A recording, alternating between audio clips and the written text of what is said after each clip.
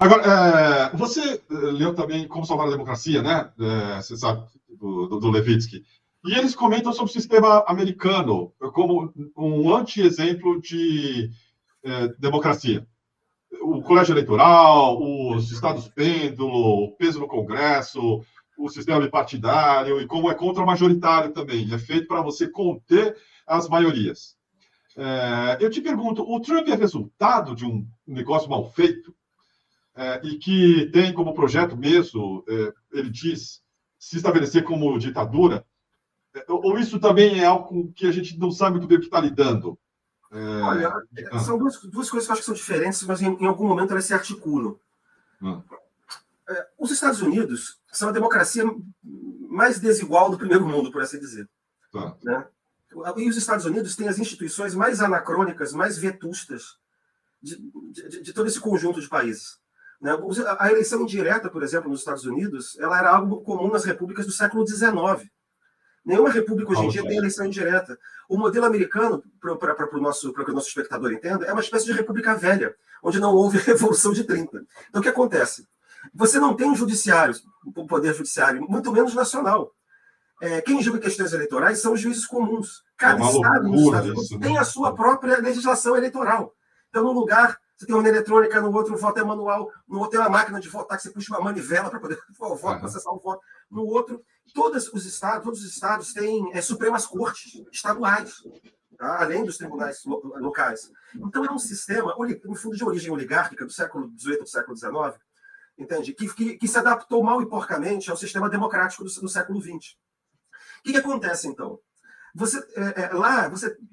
A rigor, tirando talvez 2 estados, onde os delegados são escolhidos de forma proporcional, quer dizer, se você tem 60% do estado que vota num candidato, 40% no outro, aí você tem, digamos assim, 60% dos delegados que vão votar por um candidato e 40% de outro. Né? Nos outros estados americanos, os 40 outros estados americanos, é um sistema de que o vencedor leva tudo, quer dizer, 55% do eleitorado vota na Câmara, por exemplo, e 45% vota no Trump, a Câmara leva todos os votos, como se todo mundo naquele estado tivesse votado nela, e vice-versa nos estados. Então, na verdade, quem decide a eleição nos Estados Unidos não é o povo americano, a rigor, não é cada voto. Né? São meia dúzia de estados que não são decididamente e duradouramente nem republicanos nem democratas. Então, quem decide é uma porção muito pequena do eleitorado. Eu acho esse sistema bem pouco democrático hoje em dia. Né? Então, nos últimos 20 anos, o que tem acontecido? Quem ganha no voto eleitoral mesmo, a maioria, não leva. Praticamente todas as vitórias republicanas foram feitas com derrota no voto popular. Só que porque o sistema tem essa série de distorções nos Estados Unidos, provocam essas distorções. Tá? Então, esse é o primeiro ponto. O sistema é antigo, ele é muito difícil de ser modificado. Porque você precisa fazer uma emenda da Constituição. E a emenda da Constituição tem que ter apoio dos 50 estados. É como se os Estados Unidos fosse uma confederação. Quem vota não são os eleitores, quem vota são os estados. Os estados é que decidem se eles apoiam A ou B dessa maneira maluca. E eles toda a minoria. E eles se orgulham dessa Constituição que é imutável há dezenas de anos, como se fosse uma virtude, quando não é, ela simplesmente ficou anacrônica. Né? A Constituição americana é um papiro do século XVIII. Então... E aí o que acontece? Tem um constitucionalista americano, que é o Griffin, que ele diz assim, olha, o que é a Constituição dos Estados Unidos? A Constituição dos Estados Unidos é o que a Suprema Corte diz que é a Constituição dos Estados Unidos. Você tem que ficar interpretando um país absolutamente moderno, industrial, pós-industrial, uma sociedade absolutamente complexa americana, com um texto constitucional que foi feito, gente... Foi feito quando os Estados Unidos tinham meia dúzia de milhões de pessoas, era um país agrário, era um país rural, lá em 1787, com algumas emendas que foram feitas ao longo dos séculos, uma outra emenda, acho que até o começo do século XX. Então é um sistema então é um sistema ultrapassadíssimo. Nenhum país do mundo tem um sistema ultrapassado feito esse. Há muito tempo, em outras palavras, as instituições americanas deixaram de ser modeladas. Quanto mais para nós. O nosso sistema tem seus problemas, mas o meu juízo é muito melhor que o sistema americano, do ponto de vista da garantia da democracia. A Suprema Corte lá é fraca, enfim. Tudo isso para dizer o quê? Que de algum tempo para cá, como o perfil dos candidatos, o perfil do Partido Republicano, foi se tornando cada vez mais reativo, como o Partido Republicano vai se tornando cada vez mais reacionário, quer dizer, e foi um caminho que ele fez, porque ele se tornou um partido conservador, neoliberal, assim, conservador nos costumes e liberal na economia, do tempo do Reagan. Ele ficou o Tea Party, ele se tornou um partido que defendia que você voltasse no tempo. Ele virou um partido meio oligárquico. Você tinha que interpretar a Constituição Americana como que criou lá em 200 anos atrás, 200 e tantos anos atrás. E agora eles são abertamente antidemocráticos. Você tem que fazer uma ditadura.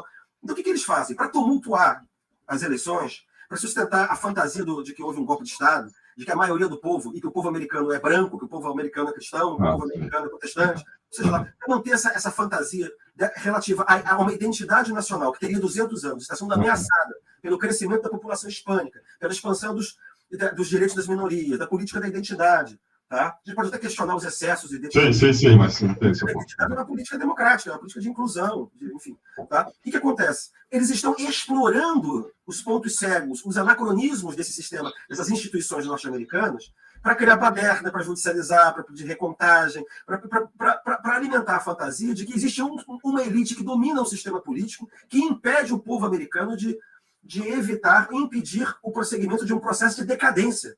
Esse é outro problema que está muito grave, está acontecendo nos Estados Unidos, na autoimagem americana.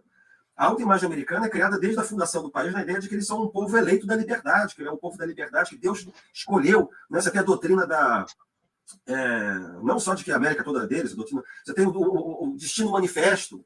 Entende? E essa é a ideia da hegemonia americana do mundo, essa autoimagem de uma espécie de América que é que os americanos são os ingleses da América, né? Essa identidade toda que está indo para o beleléu, ao mesmo tempo em que a China está deixando os Estados Unidos para trás. Então eles têm um sentimento de decadência. Esse grupo, pelo menos, tá? Esse grupo que acha que é o dono histórico do país. E são esses colonos brancos, protestantes, de origem inglesa. Então, daí, quando aqueles que mandaram sempre, ou que acham que mandaram sempre, acham que as regras do jogo, se continuarem sendo seguidas, vão levá-los a perder esse domínio, aí você não quer mais jogar o jogo. Daí porque ele se torna um partido golpista, se torna um partido subversivo das instituições americanas. E eles aproveitam esse anacronismo dessas instituições para tentar impedir que a nova maioria governe, entendeu? Esse que é o drama que os Estados Unidos estão atravessando hoje, assim, em muito grossas pinceladas.